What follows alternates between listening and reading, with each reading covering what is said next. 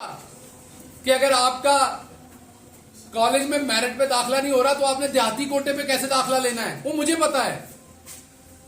सो इसलिए मुझे लगा कि मेरे जैसे बंदे को आना चाहिए। मेहरबानी इमरान खान की कि उसने मौका दिया। मैंने अमेरिका में अपनी वो तनख्वाह जो आज शायद 60-70 लाख बनती होगी महाना, जब छोड़ के आया था तो 35-40 लाख बनती थी, जो एक मेरी तरह के मिडिल क्लास का ख्वाब हो सकता है। कहा जाता है जो आपके फार्म हाउस है आपका वो है, और भाई लूट के नहीं, वहां मेहनत से कमाया था। जो कुछ भी है, लोग इल्जाम तो पाकिस्तान में सब सियासतदानों पे लगते हैं और वो इल्जाम कभी प्रूव नहीं होते। मेरा आपको चैलेंज है कि मेरे पे अल्लाह के करम से अजान हो रही है, इल्जाम लगा के दिखाएं कि मैंने करप्शन की है। अगर पार्टी के 5 सबसे आप ऑनेस्ट बंदे निकालेंगे तो मैं उन 5 में एक हूंगा, और अगर गलत कह रहा हूं तो कोई सामने आए और इल्जाम लगाए। पंजाब में 1 साल रहा हूं, फेडरल में मैं 3 साल रहा हूं, 2.5-3 साल। कोई एक ऑफिसर खड़ा होकर बताए मैंने एक ट्रांसफर, एक पोस्टिंग, एक सिफारिश के लिए किसी को फोन किया अपनी जात के लिए। अगर कोई बुजुर्ग आ गया है, किसी के साथ जुल्म हो रहा है पुलिस की तरफ से, किसी सहाफी का मसला है, तो बिल्कुल वो रफाए आमा के लिए किया, अपनी जात, अपने रिश्तेदारों, अपने किसी अजीज का काम किया हो। मैंने तो कभी अपने किसी अजीज की इमरान खान से तस्वीर नहीं बनाई। चीफ ऑफ स्टाफ होने के बावजूद मेरे किसी दोस्त की तस्वीर दिखा दे, मेरे किसी फैमिली मेंबर की, मेरे भाई की, मेरी बीवी की, मेरे किसी इंसान की तस्वीर दिखा दे इमरान खान के साथ, मैंने एक ही चीज सीखी थी, पूरा तोलो। जब मेरे पे जिम्मेदारी थी मैंने पूरा तोला। मैंने अमेरिका में एक आर्टिकल लिखा। मेरे दादा एक अनपढ़ थे, चौधरी इस्माइल गिल। जब पाकिस्तान बना, इधर मजाक उड़ाया गया, इनकी दादी आलू पालक पका रही थी गर्मियों में। हम अमृतसर वाले हर चीज की वड़ियां बनाते हैं। सर्दी तब फ्रिजें नहीं होती थी, सर्दियों की आपकी जो सब्जियां हैं वो गर्मियों में इस्तेमाल होती, गर्मियों की सब्जियों। अब आप हमारा क्योंकि उधर बॉर्डर बंद है, हमें पता नहीं इस कल्चर का।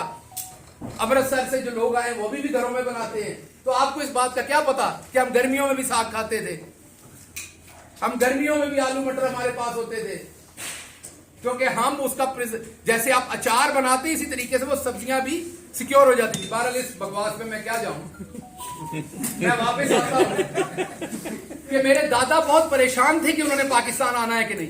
ये मैंने आर्टिकल लिखा था अमेरिका में, दोबारा पब्लिश करूंगा।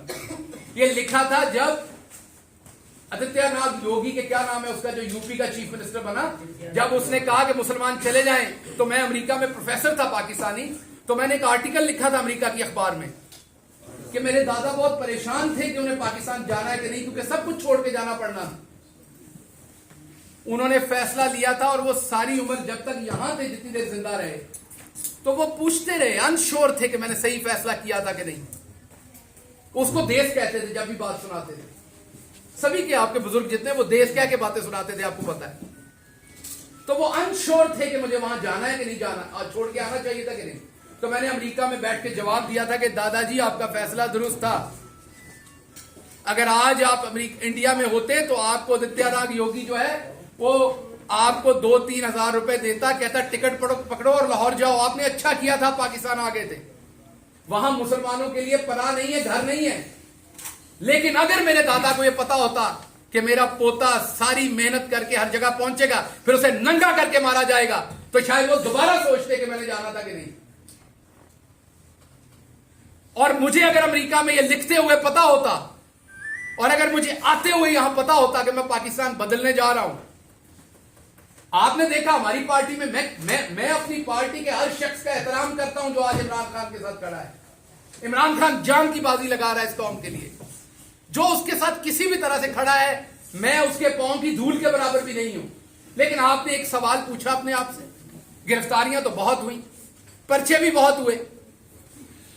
वैसी किस्म का जो मैं बयान नहीं कर सकता यहां आपको, वो तशद्दुद सिर्फ शहबाज गिल पे, आवाज बंद सिर्फ शहबाज गिल की।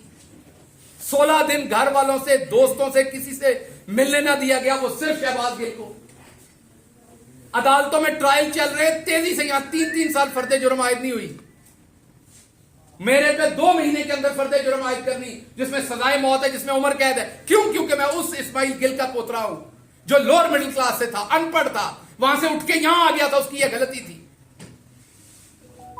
हिंदुस्तान के अंदर यही 124A जो दफा है, इसके ऊपर लोगों के ऊपर मुकदमात किए गए और सबसे ज्यादा मुसलमानों को गद्दारी के जुर्म में जेलों में डाला गया। हिंदुस्तान की सुप्रीम कोर्ट ने आखिर तंग आके इस कानून को अंग्रेजों का काला कानून कह के बंद कर दिया। आज हिंदुस्तान के अंदर किसी के ऊपर, इस दफा के ऊपर पर्चे नहीं हो सकते, और मेरे ऊपर 2 दर्जन गद्दारी के पर्चे दे दिए। मैं कहां से गद्दार हूं? मेरा बाप कहां से गद्दार है? मेरा दादा कहां से गद्दार है? हम अपना सब कुछ छोड़ के इस मुल्क में 2 दफा हिजरत की हमने। मेरा दादा सब कुछ छोड़ के आया, मुझे मौका मिला, मैं दुनिया के सबसे सुपर पावर में गया, वहां की सबसे बड़ी यूनिवर्सिटी में गया, मैं टॉप सैलरी ले रहा था, अपने सारे मटेरियल से आप जी सकता था, सब कुछ छोड़ के, अपनी फैमिली वहां छोड़ के मैं यहां आया। मुझे सबने मना किया, मुझे पछतावा नहीं है, मैं इसकी कीमत दे रहा हूं। लेकिन आपको बता रहा हूं, ओवरसीज पाकिस्तानियों को बता रहा हूं, आपको यह बुखार नहीं होना चाहिए। मैंने आज रांझा साहब को बताया, इनको भी बड़ी चुल है यहां सियासत करने की। मैंने कहा आपको यह बुखार नहीं होना चाहिए, चुप करके वहां अपना काम करें, पाकिस्तान की मदद करनी, वहां से पैसे भेजे बस। खबरदार, आप मिडिल क्लास के लोगों ने सोचा कि आप सियासत करके इन वडेरों के बराबर बैठ सकते, क्योंकि मैं इनसे डरता नहीं था, मैं बराबर के जवाब देता था, मेरे अंदर खौफ नहीं था, मैं इन वडेरों की औलाद को बराबर टीवी पे टक्करता था। मुझे तब भी धमकियां दी जाती थी। मैं वाहिद हूं पीटीआई में जिसने पीटीआई की हुकूमत में आप सबके सामने हाईकोर्ट में केस भुगते, मुंह पे स्याही डलवाई, अंडे खाए, जूते मारे गए मुझे। मेरी अपनी हुकूमत, मेरा अपना चीफ मिनिस्टर, मेरी अपनी पुलिस मुझे प्रोटेक्ट नहीं कर सकी तब। क्यों? क्योंकि मैं मिडिल क्लास से था। यहां आप किसी और की हुकूमत में किसी शहजादे को हाथ लगा के देखें, ऐसी की तैसी आपकी। गरीब को तो ऐसे उठाते हैं, गरीब को तो ऐसे उठाते हैं, मिडिल क्लास के बंदे को तो ऐसे उठाते हैं जैसे उसका कोई हक ही नहीं है। एफआईआर देते हैं, मैं देखता हूं उसमें जो दफात लगी हुई हैं, इतनी तो जमातें नहीं मैंने पढ़ी सारी जिंदगी में जितनी आपने दफात लगा दी मेरे ऊपर, और मेरे बयानों को अपनी मर्जी से तोड़ मरोड़ कर पेश किया। आप कहते मैंने ये गुनाह नहीं किया, नहीं आपने किया है, जबरदस्ती है आपके ऊपर कि आपने किया है गुनाह। अब क्या हो रहा है? छुपा के एफआईआर दी जा रही। अगर मैं पॉइंट आउट करता हूं, कहते पार्टी छोड़ रहा है। लोग अपने अपने वीलॉग्स के व्यूज बढ़ाने के लिए शहबाज गिल पार्टी छोड़ने की सोच रहा है। शहबाज गिल ने अपना सब कुछ जला दिया इस मुल्क के लिए, इमरान खान के साथ अभी भी खड़ा है, पार्टी छोड़ने के लिए खड़ा है। सो इसलिए मैं आज की प्रेस कॉन्फ्रेंस में जो सबसे इंपॉर्टेंट बात आपसे करने जा रहा था वो अब करने जा रहा हूं।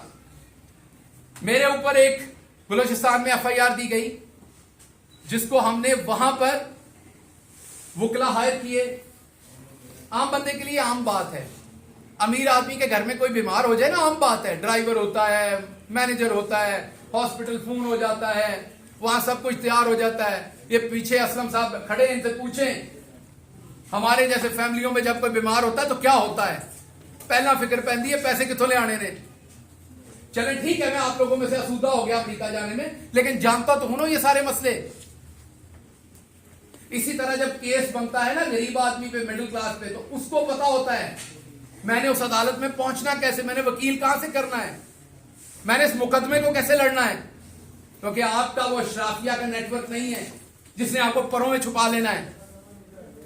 बलूचिस्तान में केस हुआ, बलूचिस्तान की हाई कोर्ट में गए, बलूचिस्तान के जज साहब ऑर्डर कर रहे हैं कि अगर कोई और एफआईआर है शहबाज गिल पे तो वो ले आओ। बलूचिस्तान के जज साहब के साथ झूठ बोला जाता है, एफआईआर नहीं लाई जाती उनके सामने, जो होती है उसे वो कानून के मुताबिक क्वेश्चन करते हैं और एक एफआईआर करके छुपा के रखी जाती है ताकि जब इस्लामाबाद में कोर्ट की तारीख भुगतने जाए इसको फिर दबोच लो। क्योंकि इस्माइल गिल का पोतरा है ना, ये कौन सा किसी नवाब का पोतरा है, दबोच लो दोबारा। लाहौर के हाई कोर्ट में आता हूं, मेरा सलाम है जजेस को, अल्लाह की कसम, जितने पेशेंस के साथ इस मुल्क के जजेस कोशिश कर रहे हैं इस टाइम, शायद ही कोई और कर रहा हो। लेकिन जो पूरा निजाम बना दिया गया है, ये जो इस टाइम हुकूमत बैठी हुई है, इनकी जो हटदर्मी है, जिस तरह जजेस के फैसलों को ये ब्रेक करते हैं, जिस तरह उसको रोकते हैं, उसका कहीं मुजाहरा हमने नहीं देखा पहले। 6 के करीब हेयरिंग्स हुई, हर दफा जज साहब ने कहा लाइन कौन सी एफआईआर है, झूठ बोले गए, नहीं बताया गया। अभी पिछली हेयरिंग में भी एफआईआर की पूरी तफसील नहीं दी गई, सिर्फ यह बताया गया कि हाँ जी बलूचिस्तान में एक और एफआईआर है। तो मेरा सवाल है, ये बलूचिस्तान हाई कोर्ट के जो ऑनरेबल जज का फैसला था कि कोई और एफआईआर है तो सामने लाए, उसकी बेतौकीदी करने की जरूरत किसकी हुई है? मैं तो चलो मिडिल क्लास हूं, मेरी तो आप बार बार करेंगे, मैं तो एक गद्दार आपको मिल गया हूं, मुझे तो आप 2 डालेंगे तो 2 डालें, लेकिन कम से कम इससे 2 फायदे होंगे। एक तो मेरे जैसे किसी और को अमेरिका में बैठे बुखार नहीं होगा, वो दोबारा इधर को नहीं चढ़ेगा। आप लोगों के 2 ही काम है, उधर से आईफोन खरीदें 8-7, शैम्पू खरीदें, बॉडी वॉश खरीदें, इधर के लिए और तोहफे खरीदें, बैग बनाएं, इधर हंस के तस्वीरें खिंचवाएं और वापस दफा हो जाएं। इधर हक मत मांगिएगा अपना बराबरी का, क्योंकि आपको आदतें पड़ी हुई है वहां की, आपको जुकाम हुआ है वहां का, वहां आपको दी जाती है बराबर की इज्जत।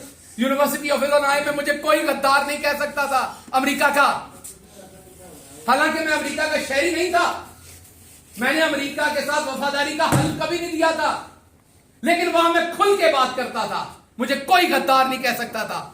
लेकिन जिस मुल्क में मेरे दादा ने अपना सब कुछ छोड़ के पांव रखा, जिस मुल्क के लिए सब कुछ कुर्बान किया, वहां पर एक दफा नहीं 2 दर्जन गद्दारी के मुकदमा आते मेरे ऊपर।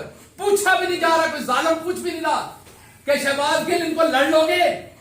अब आपने अगर मुझे उम्र कैद या आपने मुझे सजाए मौत देनी, वो तो एक पर्चे में ही दे लोगे, तो 2 जान छुड़ाओ। आपने मुझे सजाए मौत देनी, दे दे, जान छुड़ाएं, क्योंकि मैं जिल्लत की जिंदगी में सजाए मौत से कम आपसे नहीं लूंगा। देनी है तो अब आपको मुझे सजाए मौत देनी है, मैं अदालत से मांगूंगा कि मुझे सजाए मौत दी जाए, क्योंकि मैं इस जिल्लत की जिंदगी नहीं जीना चाहूंगा। जो आप मेरे माथे पे लिख रहे हैं, इस्माइल गिल का पोता गद्दार नहीं है इस मुल्क का। आप किस तरह मुझे आपने मारा, मैंने गिला नहीं किया, मैं इतने महीनों से चुप हूं, क्योंकि इधर से उठाऊंगा अपना पेट नंगा होगा। मेरा मुल्क है ना, नहीं बात की मैंने, किसी ने कहा डर गया। आपने देखा जो आपके पास 1 घंटा 2 घंटे रहे, उन्होंने बाहर आके क्या किया? मैं 16 दिन रहा आपके पास, मैं चुप हो गया। सब्र है हम लोगों में, हम गांव के लोग हैं, हमें बड़ा सब्र है, हम लगे हुए जख्म भी माफ कर देते हैं, बहुत सब्र है, लार्जर गुड के लिए बहुत कुछ करते हैं हम लोग। मुझे पता है मेरे मुल्क को इसका नुकसान होना है। मुझे मेरी यूनिवर्सिटी ने कहा कि बताओ यहां किसको लिखना है। आपको पता है मैंने आज तक अमेरिकन एम्बेसी को खत नहीं लिखा, मेरी बीवी वहां बैठी है, मैंने उसे मना किया आपने किसी को ईमेल नहीं करनी। यहां किसी को जुकाम हो जाए तो ये हर फॉरेन जो कोई एनजीओ को लिखते हैं, यूएन में लिखते हैं, कहां लिखते हैं। मैंने अपनी सारी फैमिली को मना किया कि नहीं लिखना, इंसाफ पाकिस्तान में लेना है, पाकिस्तान को बाहर बदनाम नहीं करना। यह सच है कि मेरे पे तशद्दुद हुआ, मेरे पास तस्वीरें हैं उसकी, लेकिन क्या बाहर जाके नंगा करूं अपने मुल्क को? तो मैंने अपनी पूरी फैमिली को मना किया कि आपने किसी बैरूनी इदारे को नहीं लिखना, इस मुल्क की तौकीर को नहीं छेड़ना आपने। तो उसका सिला अगर सजाए मौत है तो दे दीजिए, लेकिन ये बार बार मुकदमे ना कीजिए। मिडिल क्लास हूं, तकलीफ होती है। मैंने हराम नहीं कमाया हुआ गवर्नमेंट में, मैंने लोगों को हराम कमा के नहीं दिया हुआ, मैंने ट्रांसफर पोस्टिंग डीसी डीपीओ नहीं लगवाए हुए, मैंने हाउसिंग अथॉरिटीज के एनओसीज नहीं लेके दिए हुए, मैंने ग्रिड स्टेशंस के एनओसीज नहीं लेके दिए हुए। मुझे तकलीफ होती है इन केसेस को लड़ते हुए। ख्याल करें, कुछ ख्याल करें, ये ला इलाहा इल्लल्लाह मोहम्मद रसूलुल्लाह के नाम पे बना मुल्क, ख्याल करें कुछ। अगर आम आदमी गलती से पहुंच जाता, ख्याल करें कुछ। बड़े सारे ख्वाब है मेरे गांव के मेरे साथ जुड़े हुए, बड़ी सारी ख्वाहिशें हैं उनकी अभी, और मैंने सब लोगों की तरह उनको डबोया नहीं है। आपने मुझे 16 दिन रखा, आप मुझे दोबारा 16 दिन रखे, मेरे पे एक छींटा करप्शन का निकाल के दिखाएं, पाकिस्तान में आज करप्शन करना नॉर्मल है।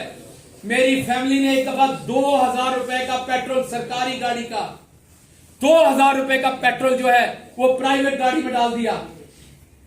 मैंने अपनी फैमिली से लड़ाई की, मैंने वो 2000 का पेट्रोल उसी टाइम कैश के साथ सरकारी गाड़ी में डाला। मैंने इबादत समझ के ये काम किया है। सो इसलिए या तो मुझे सजाए मौत दे, ये वाले काम मेरे साथ ना करे। हर दूसरे दिन है आप मेरे पे एफआईआर दे देते हैं। मैं राणा सनाउल्लाह साहब उसके बाद कहते हैं कि जी भुगते हैं जी, इनके रोने निकल गए। मैं मास्क मांग रहा था, मैं रो नहीं रहा था। आपका सांस बंद होगा तो आपके मुंह से भी निकलेगी वो चीज। मेरा सांस बंद था। मैं चुप इसलिए हूं कि मैं बोलूंगा तो उसमें बेतौकीरी है। मैं बुजदिली से चुप नहीं हूं, मैं बेतौकीरी से चुप हूं। गुस्सा है अभी मेरे अंदर, मैं किसी अपने के बारे में कुछ गलत ना कह दूं, क्योंकि मैं गलत, आप अपना आपके साथ गलत भी करता है ना तो आप गलत वापस नहीं कह सकते। जिससे आपने सारी जिंदगी प्यार किया हो ना, आपके साथ वो ज्यादती भी कर जाए तो आप वापस गलत नहीं कहते। मुझे अदराक है कि मेरे मुंह से कुछ गलत नहीं निकलना चाहिए, वरना इससे ज्यादा मेरे साथ और क्या होना है। जो हो चुका है, जो हो रहा है, मेरी आपने पूरी जिंदगी पिछले 6 महीने में तबाह करके रख दी। आप यहां तक नहीं रुके कि आपने मेरी बीवी पे झूठे केसेस बना दिए। मेरी बीवी जो कि एक प्रोफेसर है, पढ़ाती है, वहां पे पढ़ती है, पीएचडी कर रही है, आपने उस पर झूठे केसेस बना दिए ताकि वो पाकिस्तान आ सके। मुझे आपने ईसीएल पे डाल दिया ताकि मैं अपनी फैमिली से ना मिल सकूं। सब कबूल है, गद्दार मत कहिए, गद्दार नहीं हूं मैं। और जो करना है वो एक एफआईआर में कर लीजिए, आपके हाथ में है। और मैं आपको बता दूं, मुझे किसी ने नहीं बचाना, मुझे यह भी बताया। अगर फांसी आपने देने का सोच लिया तो लगनी है, मैं हाजिर हूं, क्योंकि मैं बच नहीं सकता। तो मैं अब और क्या सोचूं, तो मैं हाजिर हूं, अब कर लीजिए। अगर जिंदगी इतनी लिखी तो ऐसे सही। लेकिन आपको पता है कि जिस दिन सजाए मौत दी जाती है उस दिन भी नहला के धुला के दी जाती है। उस दिन भी आपको खाना खिलाया जाता है, आपकी किसी सूरत तजलील नहीं की जाती। ये तजलील ना करें कि मुझे पता ही नहीं होता एफआईआर कहां है। मैं हर रोज नई एफआईआर ढूंढ रहा हूं, अदालतों पे चक्कर लगा रहा हूं, जी बता दे मेरी एफआईआर कहां है। और आवाज बुलंद करता हूं कि पार्टी के लोग मुकदमे नहीं हल करते, कहते जी पार्टी पे तनकीद कर रहा है। और भाई मैं बता रहा हूं, मैं असद उमर को देखता हूं, वो हर अदालत की पेशी पे खुद पहुंचे होते हैं। हक किनका लड़ रहे हैं? पंजाब के एमपीएस का, कि जल्दी इलेक्शन हो। और वहां 3 एमपीएस होते हैं, बाकी कोई नहीं होता। तो क्या ये गलत बात है अगर मैं करता हूं तो इसलिए आपके कोई सवालात हैं तो मैं उनका जवाब दूंगा। मैं सिर्फ ये चाहता हूं कि आपने जिस तरीके से फवाद चौधरी के केस में 4 दफा हाईकोर्ट के जज की बेतौकीरी की, इंडियन सुप्रीम कोर्ट फैसला दे चुकी है 124A पे। बंदयाल साहब, अब शान है पंजाब की, पाकिस्तान की। बड़ी बड़ी आपसे तौक़ात है, दुनिया की बेस्ट यूनिवर्सिटी से पढ़े हुए हैं। Please move your pen. अगर आप अभी जस्टिस नहीं करेंगे ऑनरेबल जज साहब, तो कब करेंगे? अगर इंडियन सुप्रीम कोर्ट हटा सकती है, अंग्रेज जो हमारे ऊपर गासिब था, हम जिसके गुलाम थे, वो कहता था इस केस में आप गद्दार हैं, अब तो ये हमारा अपना मुल्क है, अब हम गद्दार कैसे हो गए? या फिर बता दीजिए कि ये अभी भी सिर्फ अशराफिया का मुल्क है, मिडिल क्लास गांव के लोग अभी भी यहां गद्दार हो सकते हैं। बताएंगे किसी एक शहजादे को आपने गद्दार कहा हो? बताएंगे किसी एक शहजादे पे आपने चला होगा तो हबीब जालिब पे चला होगा, चला होगा तो फैज पे चला होगा। मिडिल क्लास के लोगों को गद्दार कहा कि उन्हीं पे केसेस चले। तो इसलिए मेहरबानी कीजिए चीफ जस्टिस साहब, आपकी खामोशी भी अब तकलीफ देती है। मेहरबानी कीजिए, पाकिस्तानी आपकी तरफ देख रहे हैं। पूरे एहतराम से मैं कह रहा हूं, मैं पूरे एहतराम से जजेस को कह रहा हूं कि आपकी तरफ देख रहे हैं। मैं आपसे यह भी वादा करता हूं, कोई आया तो मैं उसे एयरपोर्ट पे खुद रोकूंगा। मैं आप किसी ओवरसीज पाकिस्तानी को सियासत में नहीं आने दूंगा जो ईमानदारी से सियासत करना चाहता है। हाँ, वो वाले तो आएंगे जो आते हैं, वजीर आजम बनते हैं, काम पूरा करते हैं, बक्सा उठा के वापस चले जाते हैं। कोई हमारी तरह का आने लगेगा ना मिडिल क्लास, तो मैं सिखाऊंगा नहीं आना। मुझे ये समझ आ गई है कि हमारी ये औकात नहीं है। जो आप थोड़ा सा ऐसा लग रहा है जैसे आप गिला कर रहे हैं पार्टी के कि वो लोग नहीं आ रहे हैं या राब्ते में नहीं है, ऐसा शायद महसूस हो रहा है हमें। क्या खान साहब ने क्या कहा आपके हवाले से ओवरऑल और आइंदा का लाहे अमल जो है पार्टी की सतह पे आपके हवाले से? देखिए, दो चीजें ध्यान में रखिए, आपको दो चीजें पता होनी चाहिए। जो लोग नजरिए पे आते हैं उनके लिए सीटें, ओहदे, टिकटें, वजारतें, मिशारतें, मैंने पता नहीं आप लोग इसको मेरी हो सकता है स्टुपिडिटी हो, मेरी हो सकता है ओवर कॉन्फिडेंस हो, लेकिन मुझे लगता है कि मैंने पंजाब के अंदर बगैर एमपीए बने, बगैर मिनिस्टर बने, बहुत सारे मिनिस्टरों से ज्यादा नाम कमाया, बहुत सारे मिनिस्टरों से ज्यादा इन्फ्लुएंस कमाया पब्लिक लाइफ में। सो मेरे लिए, मैंने फेडरल में भी ऐसे ही कमाया, मेरे लिए इन ओहदों की कोई हैसियत नहीं, मेरे लिए नजरिए की हैसियत है। मैं उस पर इमरान खान के साथ आया, उनसे जो मुलाकात हुई वो भी उनकी हेल्थ के बारे में, मेरे केसेस के बारे में ये बात हुई।